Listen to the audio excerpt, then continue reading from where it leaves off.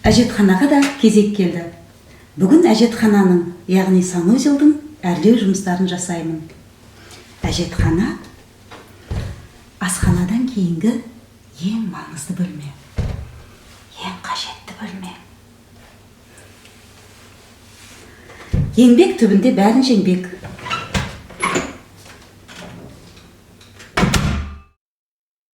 Әжетханамның қабырғаларына ылғалды аймаққа арналған акрилді бояу жағып шығамын. Кафельдер мен плиткалардың арасына жүк қаптағыш ерітінді, яғни затирка жағып шығамын. Төсеніштер мен перделерін тігемін, айнасы мен текшелерін жасаймын. Әжетханам ыңғайлы да жайлы болу үшін барлығын жасаймын.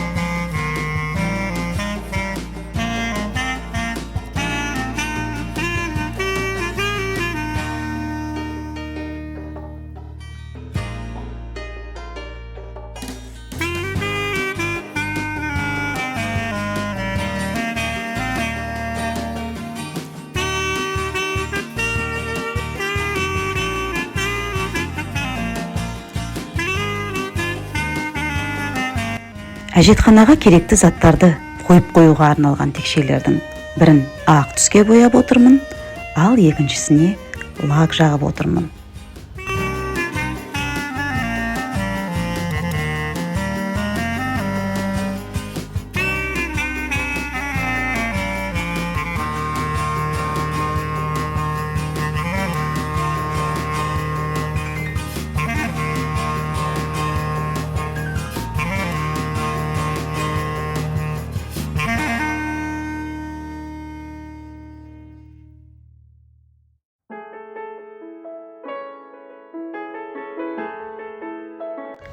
Ал мына дөңгелек фанерадан қабырғаға іліп қоятын айна жасамақшымын.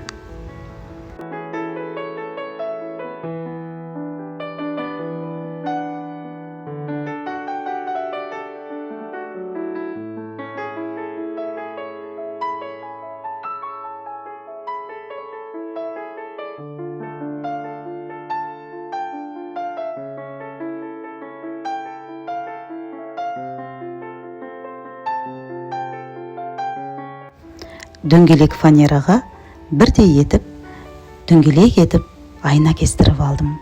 Оны мықты жақсы желіммен жабыстырдым, ал шетін әдемі болып көрінуі үшін белбеумен көмкеріп қойдым. Әп-әдемі болды, өзіме ұнады.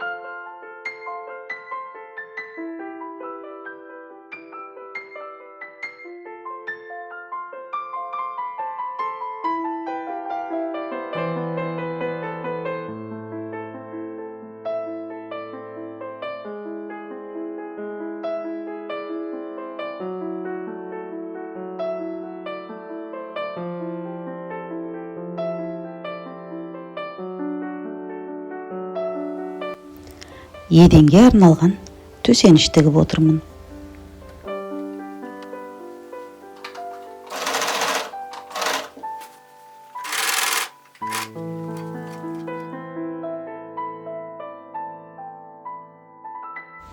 Қабырғаға бекітілетін шам, яғни бра жасап отырмын. Ал мына бақырамалар қабырға шамына әсемдік беріп тұратын болады.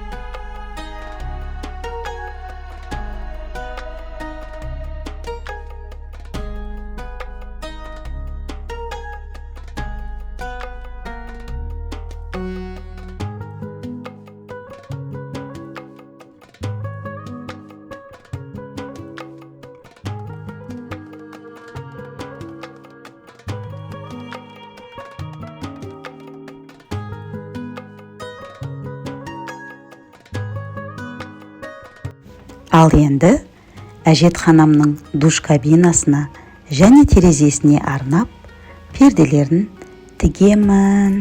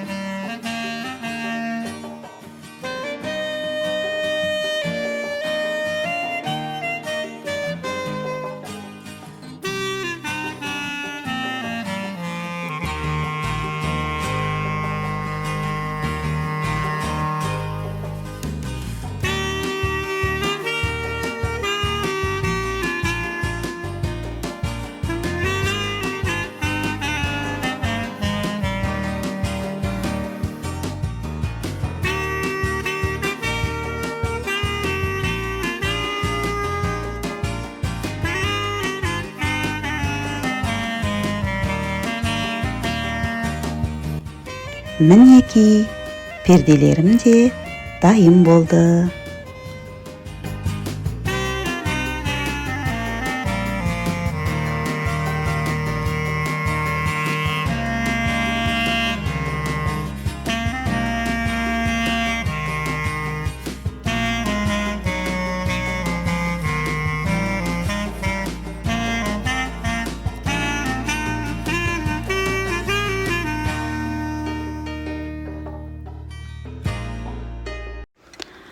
Ал енді үзіліс жасап, бауға барып көрейінші. Жеміс ағаштарым жеміс берді ме екен, бермеді ме екен? Жеміс берген болса, барып теріп келейін. Жеміс ағаштарымның ішіндегі алмұрт биыл нышан көрсетіп, 2 дана алмұрт берді. Рахмет, алмұрт ағашым. Түрлері қандай әдемі, иісі қандай керемет. Дәмі де тамаша болар деп ойлаймын.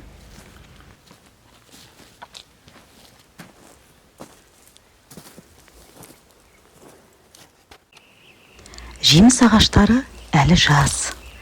Биыл көбісі жеміс бермеді. Тек бір ғана алма ағашы 1 дана алма беріп, нышан көрсетіпті. Қандай керемет.